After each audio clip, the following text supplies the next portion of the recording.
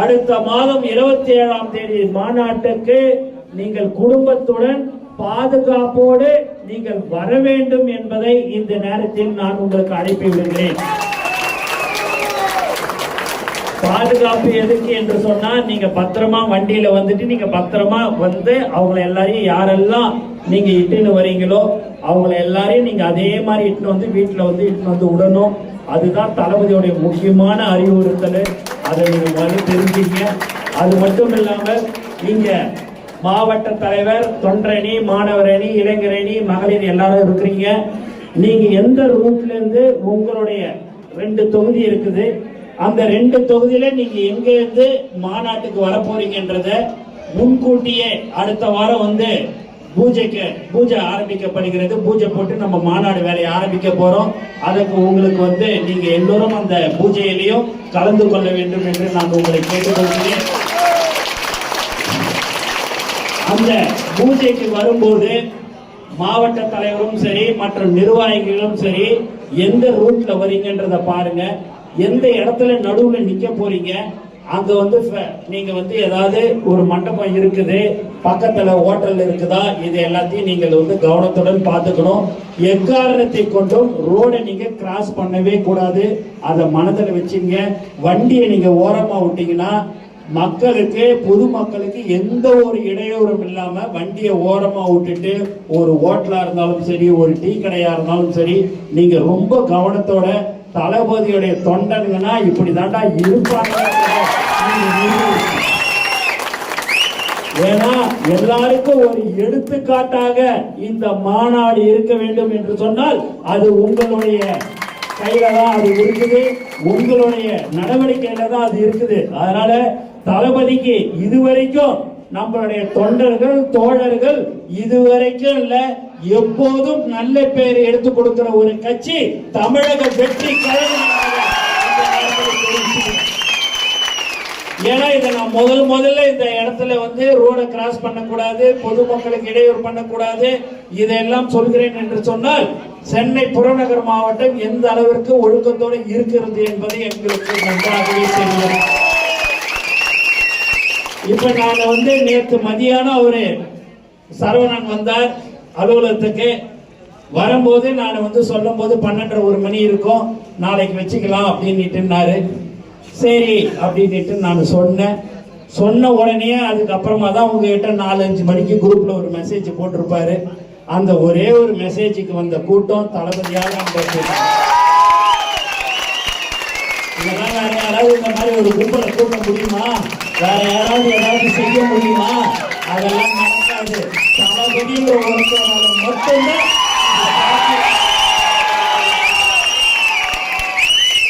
நம்ம ஆளுகளை பணம் காசு வச்சுக்கிறாங்களா, 10 கார் வச்சுக்கிறாங்களா, 5 கார் வச்சுக்கிறாங்களா? தினம் கூலி வேலை செஞ்சுக்கின்னு ஆட்டோ ஓட்டுறது, மூட்டை தூக்குறது, இப்படி வேலை செய்யற ஒரு தொண்டனும் தளபதின்னு ஒண்ணு சொன்னா போதும். எல்லாரும் சொல்லலாம் இந்த 5 நாள் இருக்கு, 6 மாசம் இருக்கு இந்த கட்சின்னு. இது தமிழக வெற்றி எப்போதும் நம்மளுடைய தளபதியை கொடி எங்கு பார்த்தாலும் பறக்கும் என்பதை இதெல்லாம் நீங்க வந்து எல்லாம் சொல்லலாம், இப்படி அப்படின்னு யார் வேணாலும் எது வேணாலும் பேசலாம். ஆனா செயல் வடிவம் கொடுத்து கீழே ஒரு தொண்டனுக்கு ஒண்ணுன்னா, ஒரு மக்களுக்கு ஒண்ணுன்னா கடந்த 30 வருடங்களாக உழைத்து கொண்டிருக்கிற ஒரு கட்சி தமிழக வெற்றி கழகம் என்பதை தெரிஞ்சுக்கிறார். எல்லாரும் இன்னைக்கு நான் செஞ்சுட்டேன், நாளைக்கு வந்து எனக்கு ஓட்டு போடுங்கன்னுவாங்க. ஆனா நம்ம கடந்த 30 வருடமாக உழைத்து கொண்டிருக்கிற ஒவ்வொரு தொண்டனும் ஒவ்வொரு தோழனும் இருந்து கொண்டிருக்கிறார்கள். இதுக்கு வந்து நீங்க வாங்க, கும்பலா வாங்க, 10,000 பேர் வாங்க, 20,000 பேர் வாங்க நான் கூப்பிட வேண்டிய அவசியமே இல்லை. அது தானா தளபதி என்ற ஒரு வார்த்தை சொன்ன போதும் நம்ம வந்ததே இன்னைக்கு உங்களை எல்லாரையும் பார்த்து அடுத்த மாதம் 27ஆம் தேதிக்கு நீங்க வந்து இந்த நம்மளுடைய வெற்றி மாநாடுக்கு நீங்க வரணும் என்று நேரடியாக உங்களை நான் அழைக்க வந்திருக்கிறேன்.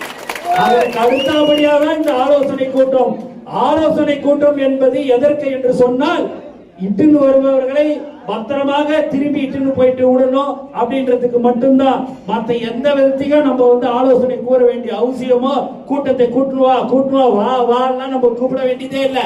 தலைவன் தளபதி என்ற ஒரு முகத்தை காட்டினாலே அது லட்சம் நம்மளுடைய தமிழக வெற்றிக்காக மிக சிறப்பாக இந்த மாநாடு இருக்கணும். இது உங்ககிட்ட உங்களுடைய கையில இருக்குது. திரும்ப திரும்ப நான் சொல்றேன், எல்லாரும் எப்படி இதை நடத்துவாங்க அப்படின்லாம் பாக்குறாங்க. உலகமே தமிழ்நாடே திரும்பி பார்க்கிற ஒரு வெற்றி மாநாடாக இது இருக்க வேண்டும். இன்னைக்கு நான் சனிக்கிழமை சாயங்காலம் எல்லாரும் இன்னைக்கு வேலைக்கு போனா தான் சாயங்காலம் சம்பளமே கொடுப்பாங்க, வார சம்பளம். அப்படிதானே? அதெல்லாம் எனக்கு வேணாண்டா, உன் சம்பளமும் வேணாம், எதுவும் வேணாண்டா. என் தலைவன் கூட்டிருக்கிறாங்க, நான் இதெல்லாம் நமக்கு யாருக்காவது கிடைக்குமா? அப்படியே ஒரு 6-10 மணி நேரம் 12 மணி நேரத்துல அப்படியே 1000 பேர் 700 பேர் 1500 பேர் வருது என்று சொன்னால் அது நம்மளுடைய தமிழக வெற்றி கழகம் மட்டும்தான் என்பதை இந்த நேரத்தில் நம்ம தெரிவிக்கிறோம். ஏன்னா நம்ம எல்லாமே பல ஆண்டுகளாக நம்ம கிட்ட ஏதாவது பவர் இருக்குதா?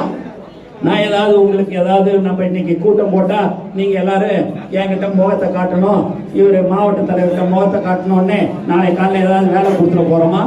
இல்ல தொழில் செய்யறதுக்கு ஏதாவது கொடுக்க போறோமா? எதுவும் கிடையாதுங்க.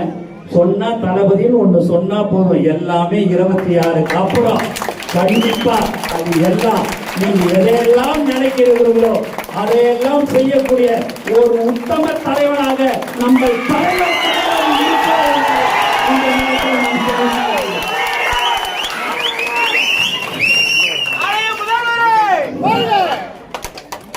ஏன்னா நீங்க நம்மளுடைய இலக்கு 2026 அதில் அந்த இடத்தில் தளபதி அவர்கள் அமர்வார்கள் என்று எந்த சந்தேகமும் இல்லை.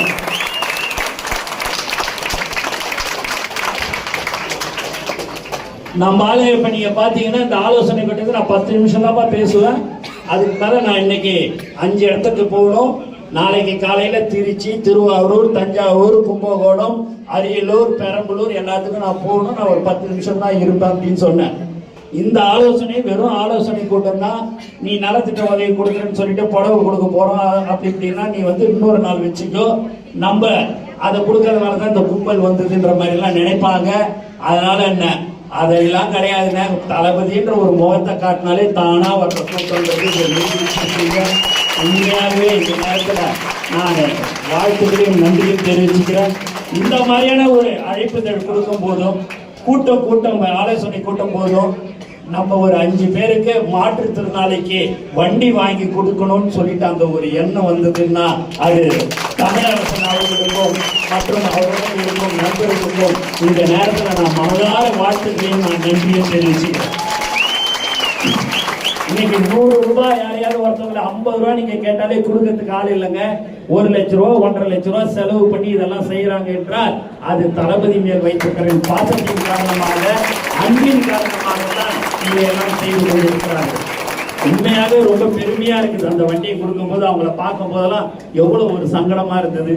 ஆனா அந்த வண்டி கொடுத்த உடனே அவங்களுடைய முகத்துல அந்த சந்தோஷத்தை பார்க்கிறோம் என்று சொன்னால் அதுதான் தளபதி என்பதை இந்த நேரத்தில் நான் தெரிவித்துக் நான் வாங்கி வைங்க, நான் நலத்திட்டம் பண்ணுங்க, அதை பண்ணுங்க, இதை பண்ணுங்க எதுவுமே சொல்லலைங்க. வர்ற வழியெல்லாம் வரவேற்பு, வர்ற இடத்துல எல்லாம் பாத்தீங்கன்னா கும்பல் எல்லாம் பாத்தீங்கன்னா அது யாருக்காக என்றால் அது எனக்காக அல்ல, முழுக்க முழுக்க தலைவன் தளபதிக்காக மட்டும்தான் இந்த நேரத்தில் நான் தெரிவிச்சுக்கிறேன். அதனால நீங்க மாநாடுக்கு மிக சிறப்பாக நீங்க அந்த மாநாடை வெற்றி மாநாடாக நீங்க அமைத்து தர வேண்டியது உங்களுடைய கடமை. அந்த கடமையில நீங்க ரொம்ப கரெக்டா இருந்துக்கணும். இட்டுன்னு வர்றது ரொம்ப ஜாக்கிரதையா இட்டுன்னு வரணும். முன்கூட்டியே யாரு எந்த வண்டியில எத்தனை பேர், ஒரு பஸ் 55 பேர்னா 55 பேர் தான், வேன்ல 20 பேர்னா 20 பேர் தான், 17 பேர்னா 18 பேர் தான். அதுக்கு மேல இது பண்றது, பஸ் மேல ஏறிக்கிட்டு வர்றது, சத்தம் போடுறது எதுவுமே வேணாம். நம்மளுடைய தலைவனுடைய பேனரு, கொடி நம்ம வாட்டி மேல வர்றோம், மாநாட்டை வெற்றிகரமா முடிக்கிறோம், நேரம் அவங்கள திருப்பி வீட்டுக்கிட்டு போய் விட வேண்டியது உங்களுடைய கடமை. ஒவ்வொரு தாய்மார்களும் அவங்கெல்லாம் வருவாங்க, அவங்களுக்கு நீங்க முழு பாதுகாப்பா நம்ம இருக்கணும். பெண்களுக்கு நம்ம முக்கியத்துவம், அவர்களுக்கு மகளிருக்கு நம்ம முக்கியத்துவம் கொடுக்க வேண்டும். அவர்கள்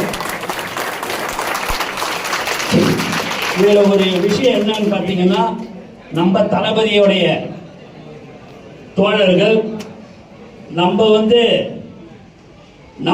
எல்லாம் பாத்தீங்க அப்படின்னா போகணும், தலைவனை பார்க்கணும், அதெல்லாம் கரெக்டுங்க. பொதுமக்கள் எப்போ 27ஆம் தேதி எப்போ வந்துடலாம்ல, அதுக்கு பாசிட்டிவ் ஏதாவது இருக்குதாங்கன்னு தினந்தோறும் ஒரு 10 பேர் போன் அடிக்கிறது. நம்ம தலைமை செயலகத்துக்கு எப்படியாவது ஒரு 50-60 பேர் எங்களுக்கு பாசு போடுங்க. இல்லைங்க, எல்லாமே மாநாடுக்கு அனுமதி தான், இலவசம். அதனால யாரு வேணாலும் வரலாம் அப்படின்னு சொல்றேன். ஏன் இதை சொல்கிறேன் என்று சொன்னால், நம்மளுடைய தோழர்களோட பொதுமக்களும் தளபதியோட மாநாடு, தளபதி என்ன பேச போகிறார் என்று அவர்கள் ஆவலோடு இருந்து கொண்டிருக்கிறார்கள். 27ஆம் தேதி எப்போ வரும் காத்து கொண்டிருக்கிற ஒரு தோழர்களும் பொதுமக்களும் இருந்து கொண்டிருக்கிறார்கள். நீங்க இந்த கடைசி தேர்தலில் நீங்க பாத்தீங்க அப்படின்னா, பாராளுமன்ற தேர்தலில் 18 வயசு ஆனவங்க நிறைய பேர் போய் ஓட்டு போடலங்க. ஏன்னு கேட்டா, என் தலைவர் தளபதிக்கு முதல் ஓட்டை நான் போடுவேன்னு சொல்லிட்டு அவங்க அப்பா அம்மா கட்சிக்காரங்க நான் பாரம்பரியமான ஒரு கட்சியில இருக்கிறேன், நீ போய் ஓட்டை யாருக்காவது போட்டு வாடா, நோட்டாவுக்காவது போட்டு வாடா, ஆனா நீ எப்படியாவது ஓட்ட போடுற என் கட்சிக்காரங்க நாளைக்கு நீ கேட்பாங்க. ஓப்பா, எனக்கு என் தலைவன் என்னைக்கு 26 நேரத்துல நான் அவருக்கு தான் என்னுடைய முதல் ஓட்டு. என்னுடைய ஒரு விரல் புரட்சி, அந்த ஒரு விரல் புரட்சி என்பது அந்த விரல் அந்த இடத்துல அப்பதான் நான் வைப்பேன்னு சொல்லக்கூடிய தோழர்கள் சகோதரர்கள் இங்கே இருந்து கொண்டிருக்கிறார்கள். மாணவர்கள் எல்லாரும் இதை எதிர்பார்த்து கொண்டிருக்கிறார்கள். இந்த மாநாடு அதுக்கு அடுத்தபடியாக 26 எப்போது வரும் என்று காத்துக் கொண்டிருக்கிறார்கள் என்றால், அது நம்ம தமிழக வெற்றி கழகம் மட்டும்தான். அதை நம் தளபதிக்காக இருக்கிறார்கள் என்பதை இந்த நேரத்தில் நான் தெரிவித்துக் கொள்கிறேன். ஆகவே நீங்கள் மாநாட்டுக்கு ரொம்ப பாதுகாப்பா வரணும். உங்களுடைய ஒவ்வொருவருடைய உயிர் தளபதியுடைய உயிர் மாதிரி என்பதை நீங்கள் நினைத்துக் கொள்ள வேண்டும். நீங்க எல்லோரும் ரொம்ப பத்திரமா இருக்கணும். எல்லாமே இருக்கும், நடக்கும். அதையெல்லாம் தாண்டி கடவுளும் தளபதியும் நம்முடன் இருக்கிறார் என்பதை இந்த நேரத்தில் நான் தெரிவித்துக் கொள்கிறேன். வர்ற வழியில ஒரு 2 இடத்துல கொடியெல்லாம் ஏத்தன. நாளைக்கு ஒரு 10-15 இடத்துல கொடியெல்லாம் ஏத்துறாங்க. உண்மையாகவே தலைவன் தளபதி கொடி எங்கு பார்த்தாலும் பறக்குது என்று சொன்னால் அது தமிழக வெற்றி கழகத்தின் சென்னை புறநகர் மாவட்டத்தில் என்பதை இந்த நேரத்தில் நான் பதிவு செய்து கொள்ள ஆசைப்படுகிறேன்.